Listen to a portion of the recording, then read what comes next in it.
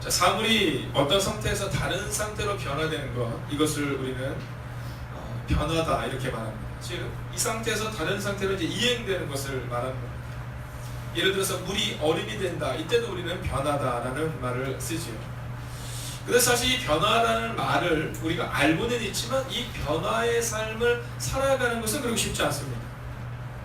자, 한동안 우리 한국에서 기독교인들이 가장 많이 읽었던 이 베스트셀러 중에 하나가 레디컬이라는 책이 있습니다. 이 레디컬의 저자 이 데이비드 펠레스라는 사람이 이 팔로우미라는 책을 냈어요. 근데 이 책에 보면 아주 재밌는 내용이 기록되어 있습니다. 그래서 뭐냐면 미국 사람들 중에 미국 사람들 약 80%의 사람들이 본인들을 거듭난 그리스도인으로 생각한다는 거예요. 자, 뭐 미국이나 우리나 그렇게 차이가 나지는 않을 겁니다. 그런데 그 중에서 약 절반, 자 80%의 사람들 가운데 절반이니까 40%의 사람들만이 주일날 예배를 드리러 교회로 간다는 거죠. 자, 그리고 그 중에서도 절반, 즉 약 20%의 사람들만이 성경의 관점으로 하나님을 본다라는 겁니다. 자, 내가 그리스도인이라고 생각은 하지만 그러나 주님을 만나지는 않죠. 자, 내가 천국에는 갈 수 있다는 걸 하지만 주님을 만나지 않습니다. 또한 내가 천국에 갈 수 있고 주님을 만났다라고는 생각하지만 그러나 성경의 관점으로 세상 가운데서 살아가지 못한다는 겁니다. 자, 오늘 우리가 기억해야 되는 것은 뭐냐면 우리가 만약 그리스도인이라면 티가 나야 된다는 거야. 티가 나야 된다. 어떠세요, 여러분? 여러분 티가 나세요? 만약 우리 가운데 이런 고백을 들으면 참 곤란한 겁니다. 어머, 당신이 그리스도이셨어요? 이거 곤란한 겁니다. 제가 요즘 이사를 갔습니다. 이사를 갔는데 하나님께 기도하고 있습니다. 하나님, 제가 이곳에서 티가 나는 사람이 되게 하소서. 옆 사람이 한번 이렇게 해서 당신은 그리스도인이시죠? 한번 해볼까요? 이래야 되는 거예요. 이래야 되는 거예요. 근데 만약에 여러분의 주변에 있는 사람들이 이런 얘기가 나오면 곤란한 겁니다. 예전에 한 청년이 그런 얘기를 했어요. 저한테 와서 분노까지는 아니지만 굉장히 속상하면서 목사님 저희 부장님이고 그래요. 글쎄 그리스도인이래요. 3년을 다닌 거다. 3년. 근데 저한테 와서 늘 힘들어했어요. 그 부장님 어쩜 그렇게 표리부동한지 삶이 다른지. 근데 3년 만에 깨닫게 된 거예요. 그 표리부동하고 그리고 거짓으로 가득 찼던 그분이 그리스도인이라는 것을. 그래서 저한테 와서 그러는 거예요. 목사님 그분이 그리스도인이래요. 우리 부장님이 그리스도인이래요. 거기에는 많은 의미가 담겨 있는 겁니다. 자, 우리가 유령정체라는 것이 있습니다. 이번에도 이제 다녀보셨죠? 네, 유령정체가 뭐냐면 길을 가는데 왜 막히는지 알 수 없는 데 있지 않습니까? 근데 거기를 통과하고 나면 더 신기해요. 아니 왜 여기가 막히는 거야 이런 거. 자, 딱히 막힐 곳이 아닌데 막히는 경우를 우리는 종종 보게 됩니다. 일본 사람입니다. 제가 아침에도 이름을 몇 번을 연습했거든요. 입에 잘 붙지 않아요. 자, 한번 해보겠습니다. 일본 도쿄대학의 나시나리 가스리라는 교수입니다. 네, 처음에 이게 안 묻더라고요. 나시나리 가스리라는 교수의 연구에 의하면, 자, 차량이 많을 경우에는 특히 고속도로와 같은 거, 즉 사고가 나지 않거나 또는 신호등이 없음에도 불구하고 막히는 구간이 있는데 그 이유에 대해 우리가 이렇게 설명합니다. 자, 막히지 않는 구간에서 이렇게 쭉 달려가고 있는데 고속도로 달려가고 있는데 내가 딱 보니까 옆 차선이 어때요? 늘 우리가 가는 차선보다 옆 차선이 더 안 막히는 것 같아요. 그 옆 차선은 끼는 겁니다. 옆 차선 딱 끼는 그 순간에 끼는 그 차선 그 뒤로 있는 차는요 속도를 좀 저하된다는 겁니다. 근데 그게 5m, 10m를 가면요 저하가 정체되기 시작한대요.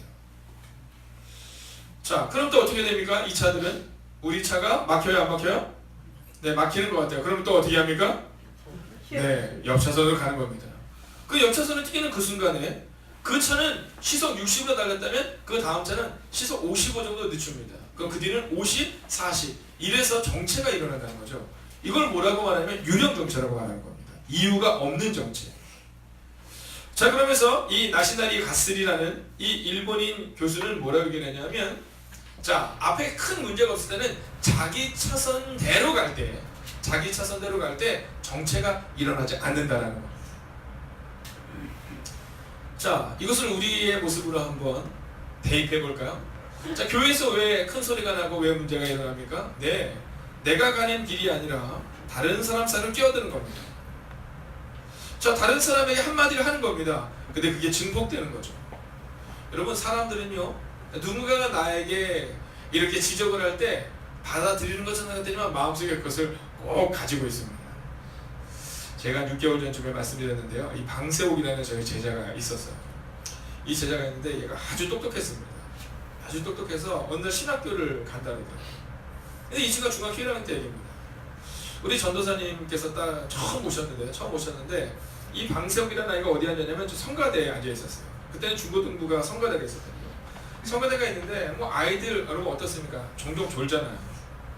근데 이 전도사님이 이 졸았던 방세옥에게 예배가 끝난 다음 저 로비에서 뭐랬냐, 야 방세옥, 너 어쩜 그렇게 좋니?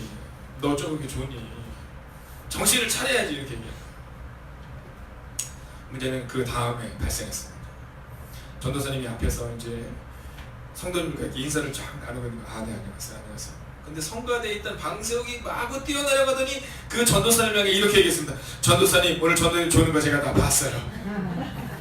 장로님들이 그렇게 많은데, 근데 이 전도사님 너무 당황했어요. 제가 이제 그 당시에 사실은 저는 교육사로 있었어요. 우리로 치면 간사님으로 있었던 거죠. 자, 이 흥미진진한 상을 어떻게 이 전도사님이 헤쳐나갈 것인가. 저는 이제 그것을 흥미진진하게 쳐다보는 겁니다. 근데 이 전도사님이 이렇게 얘기했어요. 야, 무슨 소리야? 내가 문 줘라. 묵상하냐고 내가 잠깐 눈을 감았겠지. 너무 당황하니까. 그때 이 방석이 이렇게 했어요. 무슨 묵상을 5분 이상 하셨어요. 네, 차라리 그때 미안해 이랬어야 되는데. 사실 변화라는 것은 지적으로 나타나는 것이 아닙니다.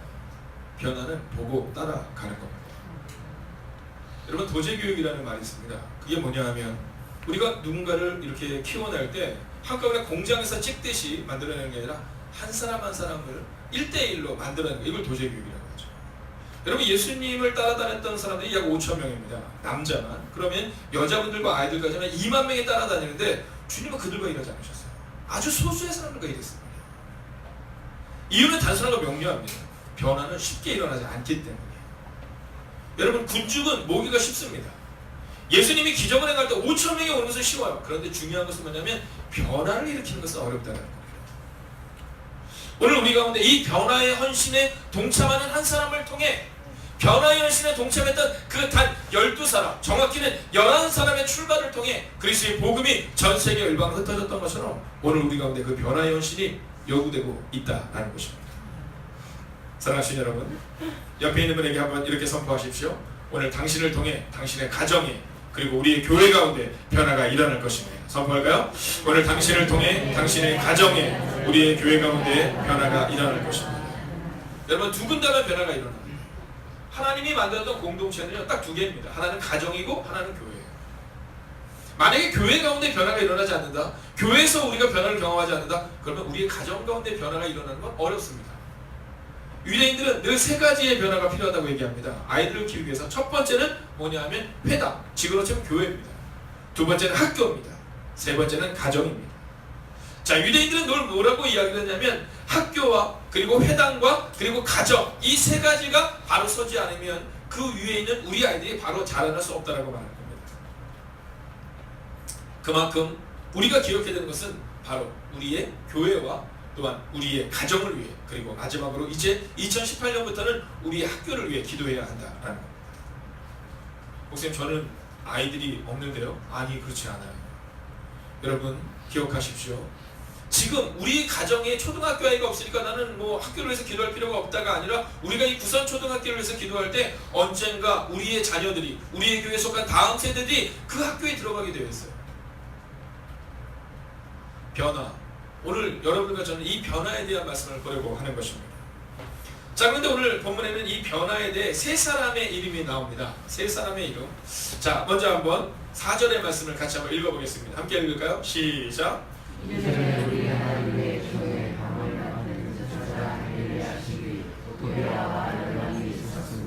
아멘. 자, 오늘 본문의 이야기는 이렇습니다. 자, 여기 보면 이전에라고 나와 있지만 사실 이전에라기 표현보다는 정확히 좀 이해하기 위해서는 이 일이 있기 전에라는 표현이 맞습니다. 자, 오늘 느헤미야 13장 1절부터 3절까지의 말씀을 보면 이제 이 참 우리 가해자매가 센스가 있어. 지금 누군가가 막 피곤해하고 졸려하실 때 깨세요 이렇게 목사님을 대신해서 깨워주세요 이렇게 본인한테 얘기한 건 아니죠? 깨워주세요 이렇게. 오늘 아침에 여러분 샌드위치예요? 네, 샌드위치가 준비되어 있답니다. 드시고 가시면 좋겠고 혹시 못 드시고 가시는 분들 꼭 하나씩은 가져가셔서 드시면 좋겠어요. 자 보십시오. 거기에 뭐라고 나오냐면 하나님의 전을 거룩하지 못하게 하는 즉 모압과 여러분 이 성경에 보면 회중에 들어오지 못할 사람들에 대한 얘기를 합니다. 그러면서 오늘 그 이전에 있었던 이야기를 하는데 자 오늘 여기에 나오는 이 이야기는 뭐냐면 한번 따라할까요? 성전을 거룩하게 하라. 여러분 여기서 말하는 성전은 우리가 두 가지를 기억하는 겁니다. 하나는 우리의 가정과 교회를 기억하면 됩니다. 자 근데 이때 이제 문제가 발생이 돼요. 세 명의 사람이 나오는데 첫 번째 사람이 누구냐면 바로 제사장 엘리야십입니다. 제사장 엘리야십. 자 엘리야십이라는 이름은 잃어버려도 괜찮습니다. 그런데 제사장은 기억하셔야 돼요. 어저께 제가 어떤 분과 함께 이제 이렇게 대화를 나눴는데 그 집사님 그런 얘기 하시더라고요. 아이들이 안 듣는 것 같은데 열심히 듣는다는 거예요. 정확히 얘기하면 엄마의 마음은 열심히 듣는 거겠지만 열심히는 아니지만 한쪽 귀를 듣는다는 거예요. 자 그리고는 아이들이 이렇게 자꾸 적는다는 거예요. 여러분 어떤 분들은 그런 얘기해서 꼭 적어야 되느냐고. 여러분 보지도 않는데 꼭 적어야 되느냐고. 여러분 그렇지 않아요.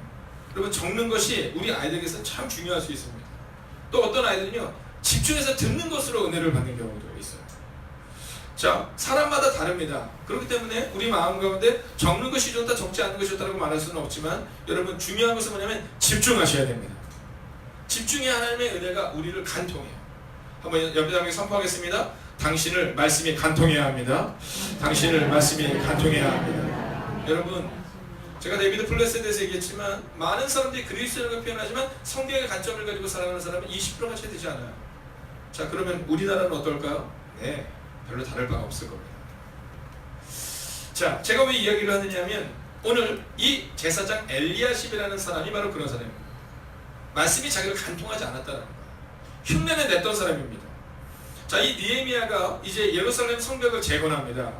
자 그런데 3장 1절을 보면 양문을 재건할 때 뭐 우리로 그냥 칩시다. 우리로 치면 성벽의 한쪽 문을 재건할 때 그때 제사장들을 진두지휘했던 인물이 누군지 아십니까? 그가 바로 엘리야십이에요. 근데 오늘 이 엘리야십이 어떤 의미로 쓰여지고 있는지 아십니까? 바로 하나님의 뜻대로 살아가지 못했던 사람으로 쓰여집니다.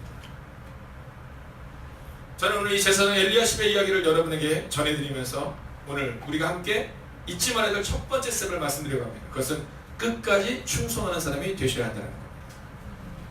이 제사장 엘리야십은요 충성했던 사람이에요. 충성했던 사람. 그런데 중간에 그 충성을 포기했던 사람입니다. 왜냐하면 이 제사장 엘리야십이 도비아라는 사람과 연락을 했는데 이 도비아가 누구예요? 네, 느헤미야의 대적입니다. 또한 성경이 말하는 하나님의 회중에 들어올 수 없는 자, 하나님의 총회에 들어올 수 없는 자요, 회중에 들어올 수 없는 자인데 지금 이 도비아가 어디 있는지 아세요? 5절 같이 한번 볼까요? 도비아를 위하여 한 큰 방을 만들었다는데 이게 어디에 만든 거냐면 성전에다 만든 거예요. 성전에. 여러분 들어오지도 못할 사람을 성전에다가 들어오게 했을 뿐만 아니라 큰 방을 만들었는데 그 방은 원래 소재물과 유향과 그릇과 또 레위 사람들과 노래하는 자들과 문지기들에게 11조로 주는 곡물과 세포도주와 기름과 또 제사장에게 주는 거제물을 두는 곳이에요. 근데 여기에 누가 와 있어요? 도비아가 와 있는 거예요. 이걸 누가 했어요? 제사장 엘리야십이에요. 처음에는 충성으로 시작했는데 오늘 일이 일어나는 겁니다. 여러분 우리가 읽지는 않았지만 오늘 9절 이후에 보면 오늘 느헤미야가 회복하는 것이 두 가지가 더 나옵니다. 첫 번째는 뭐냐면 안식이 돼요. 안식. 두 번째는 11조입니다. 여러분 이 제사장들에게 주어야 되는 거제물을 그곳에 두고 다 밖으로 내버리고 그리고 도비아를 자기의 이익을 위해서 가져다가 씁니다. 그리고 이 제사장들에게 레위인들에게 11조를 통해서 그들에게 이제 곡식을 주지 못하자 막 다 도망가는 장면이 나와요. 그 이유가 어디에서 나온지 아세요? 리더가 썩었기 때문에. 여러분 저는 오늘 믿음으로 선포합니다. 저를 위해 기도해 주셔야 돼요. 제가 제사장 엘리야십 같은 자가 되지 않다. 처음에 시작할 때는 부흥을 위해 시작하고 처음에 시작할 때는 거룩한 마음으로 시작했는데 교회가 부흥하고 성장함에 있어서 자기 자신만 하는 사람이 될 수 있다라는 거예요. 있다라는 거지 그렇게는 안 될 겁니다. 있다라는 거예요. 근데 막 너무 많은 분들이 많다고 막 얘기하시니까. 그러나 저는 저를 돌아봐야죠. 두 번째는 누구냐면요. 4절에 보면 도비아라는 사람이 나옵니다. 이 도비아라는 사람, 여러분 이 사람은요. 자, 오늘 성경을 보면 뭐라고 나오고 있느냐면 암몬 사람과 모압 사람은 절대로 그 총에 들어가지 못한다고 했는데 이 도비아가 바로 그 사람이에요. 이 도비아가 어떤 사람이면 정치적 능력이 있었던 사람입니다. 여러분 느헤미야가 예루살렘 성벽을 재건하려고 하는데 예루살렘을 재건하려고 하는데 가장 극렬히 반대했던 사람이 누구예요? 도비아예요. 도비아. 여러분 상상해보세요. 근데 어떻게 이 도비아가 어떻게 그 땅에 들어올 수 있었을까? 여러분 느헤미야 2장 10절에 보면 예루살렘 성벽 재건을 적극적으로 반대했지만 그리고 6장 19절에 보면 느헤미야를 위협했습니다. 근데 6장 17절에 보면요. 유대의 귀인들과 동맹관계를 유지했던 사람이 바로 이 도비아. 그뿐만이 아닙니다. 스가냐에 따라 결혼하여 유대 사회에서 확고한 지위를 가졌던 사람이 이 도비아예요. 여러분 저는 이 도비아를 보면서 우리 마음 가운데 진정으로 가져야 되는 두 번째 스텝은 뭐냐면 하나님의 뜻대로 사는 사람이 되겠다는 결심입니다.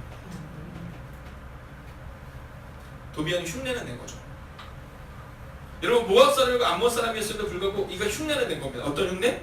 네, 그리스도인 것처럼 또는 하나님을 따르는 사람들인 것처럼 흉내는 내고 그 사람들과 가까이는 지냈지만 그러나 그 내면에는 하나님의 일을 반대했던 사람이라는 겁니다. 저는 오늘 이 아침 이 시간 이제 히터를 꺼도 될 것 같죠? 오늘 이 아침 이 시간 우리 마음 가운데 하나님의 뜻대로 살겠다는 그 다짐을 가져야 돼요. 여러분 흉내내는 사람이 되면 안 돼요. 옆 사람에게 한번 이렇게 선포할까요? 하나님의 뜻대로 사셔야 합니다. 이 도비아는 흉내만 냈던 사람. 자, 그러면 이제 마지막 세 번째 사람을 우리가 보려고 하는 겁니다. 그가 누굴까요? 네, 오늘 이제 하나님이 우리가 내보신 정말 가장 중요한 조연이죠. 조연. 느헤미야입니다. 자, 오늘 6절의 말씀을 보면 이 느헤미야가 과연 이 문제를 어떻게 해결할까를 한번 살펴보려고 합니다. 함께 읽을까요? 시작.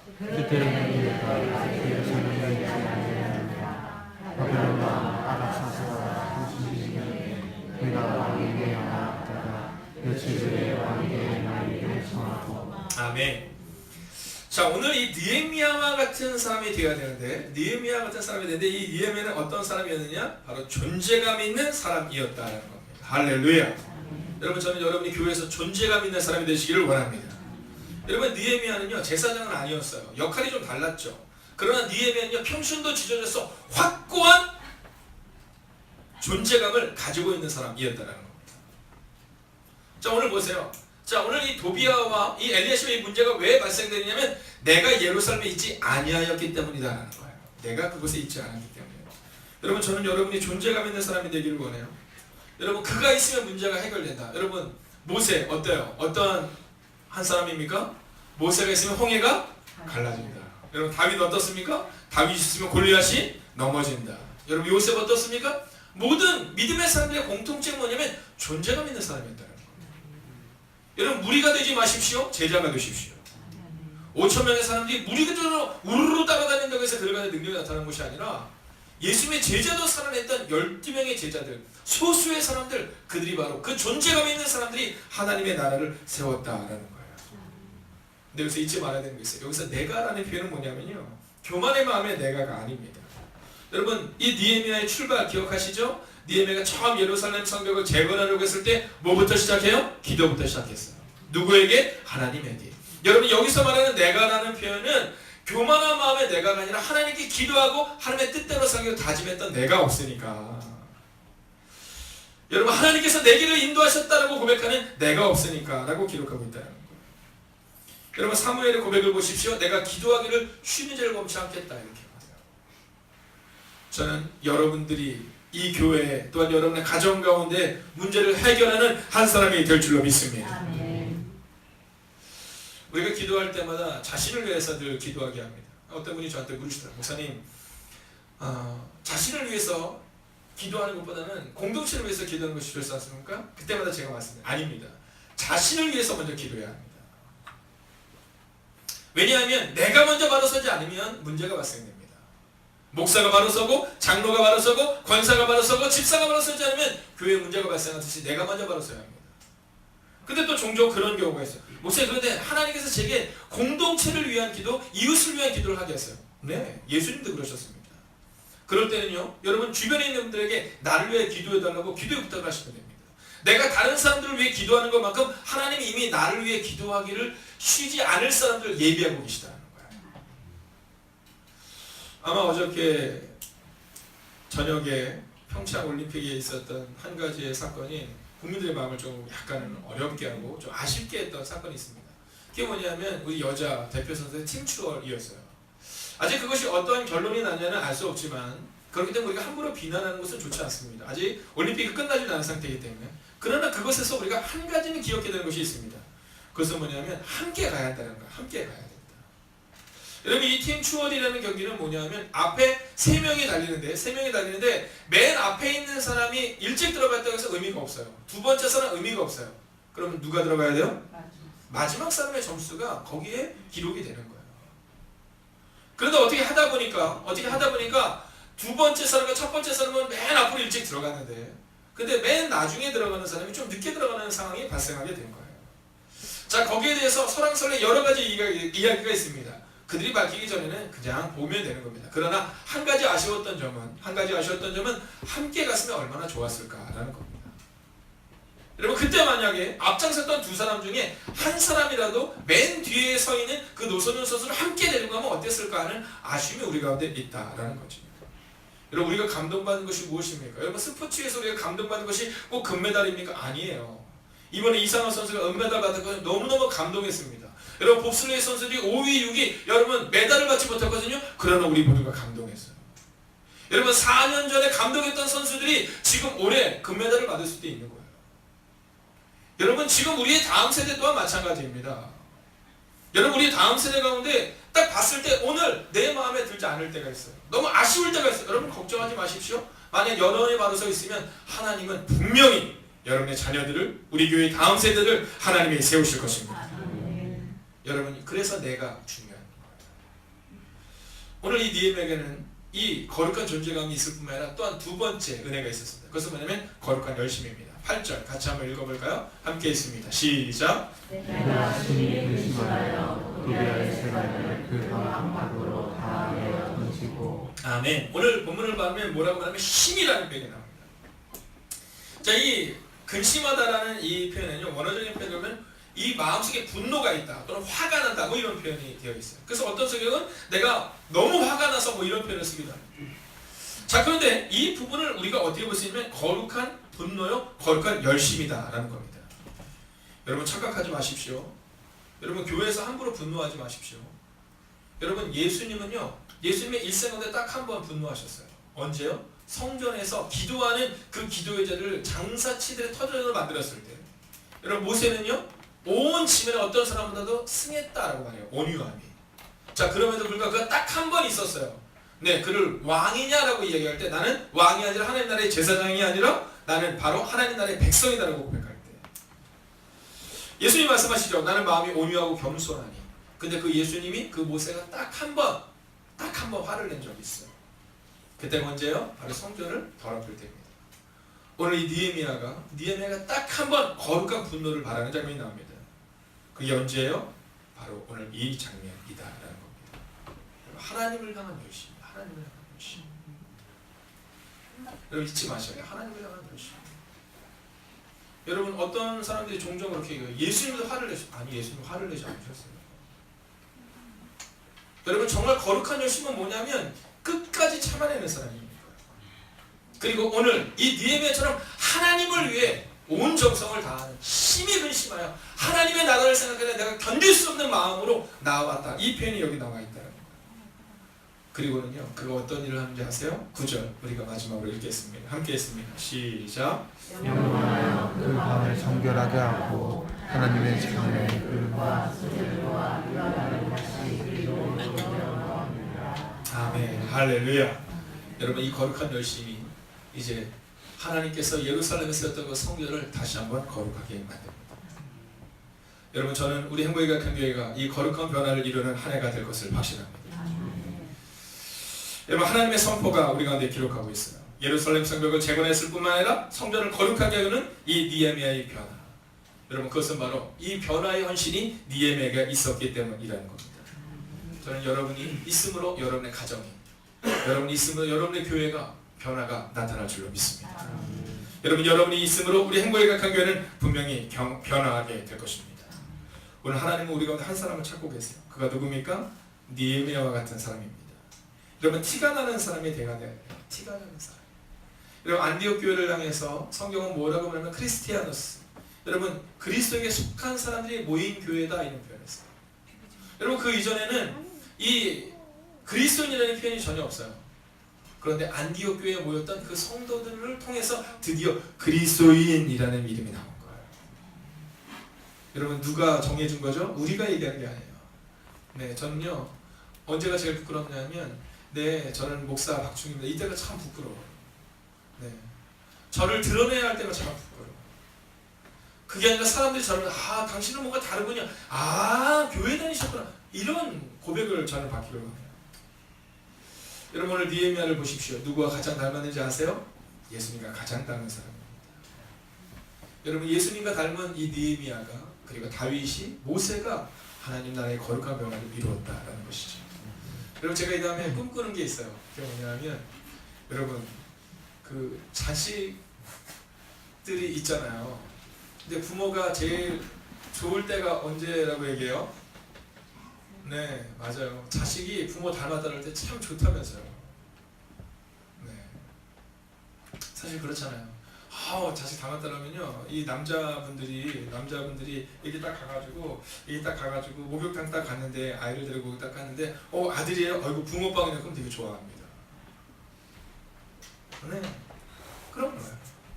여러분 그럼 주님은 어떠실까요? 주님은 마찬가지실 거예요.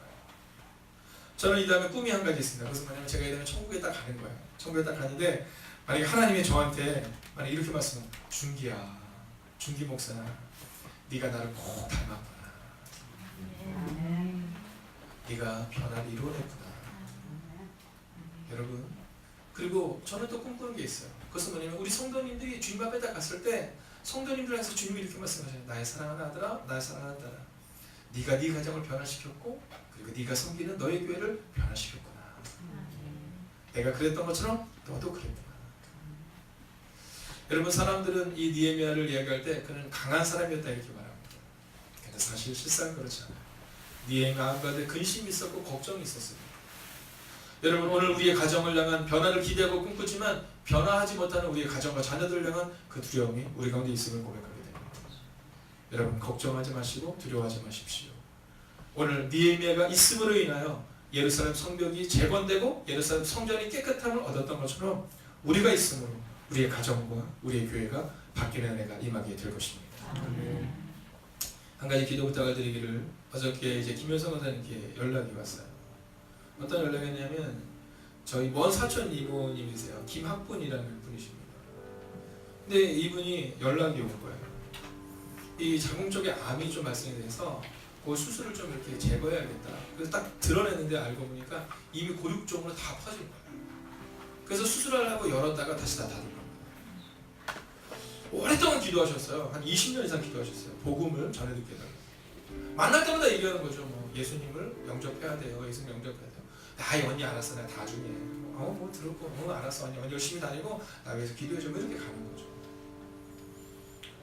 근데 가족들이 얘기를 못 하는 거예요. 얘기를 못 하는 거예요. 어떻게 뭐라고 얘기하겠어요? 이제 당신에게는 며칠 남지 않았습니다. 뭐라고 얘기하겠어요? 근데 그 남편분이 어저께 전화가 왔대요. 그 이야기를 부인한테 얘기해 줬더니 그 부인이 이렇게 얘기하더래요. 울고불고 난리 칠 줄 알았는데 첫 마디가 뭐냐면 나 언니한테 전화해줘.